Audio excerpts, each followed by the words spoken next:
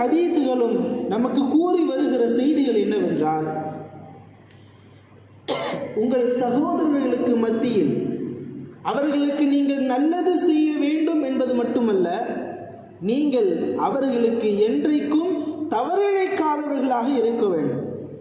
எந்த அளவிற்கு என்றால், முதல் செய்தி, அவர்களுக்கு மத்தியில் நீங்கள் வெறுப்பு காட்டுவது.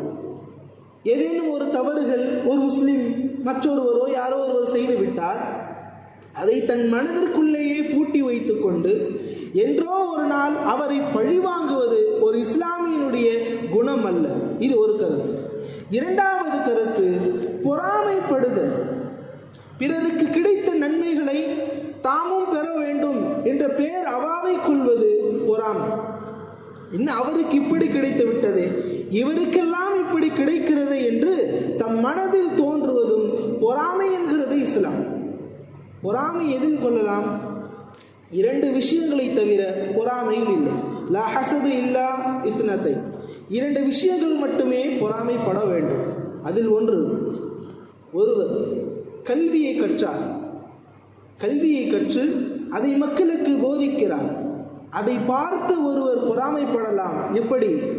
இவர் எந்த அளவிற்கு இறைஞானம் பெற்றிருக்கிறார், இறைவனின் திருவசனத்தை இவ்வளவு அழகாக ஓதுகிறார், அருமைநாயகம் ஸல்லல்லாஹு அலைஹி வஸல்லம் மன்னவர்களுடைய சுன்னத்தை இவ்வளவு அழகாக பேணுகிறார், இதை நாமும் பேண வேண்டும், நானும் அல் குர்ஆனை ஓத வேண்டும், பிறருக்கும் அதை நம்மால் கற்றுக் கொடுக்க முடியவில்லையே என்ற ஒரு பொறாமை ஒரு முஸ்லிமுடைய மனதில் ஏற்படலாம். இரண்டாவதாக, ஒரு செல்வந்தர், அவர் தன்னுடைய செல்வத்தை நல்ல வழியில் பயன்படுத்துகிறார், பிறருக்காக உதவுக்காக அவர் அதனை பயன்படுத்துகிறார். இதை பார்த்து ஒரு முஸ்லிம், தன்னிடத்தில் அந்த பொருள் இல்லையே, தன்னிடத்தில் அந்த பொருள் இருந்தால் தாமும் தானம் செய்திருப்பேனே என்ற ஒரு பொறாமை கொள்ளுவதற்கு இஸ்லாம் இந்த இரண்டு விஷயங்களில் மட்டுமே பொறாமை கொள்வதற்கு அனுமதி அளிக்கிறது. இதை தவிர மற்ற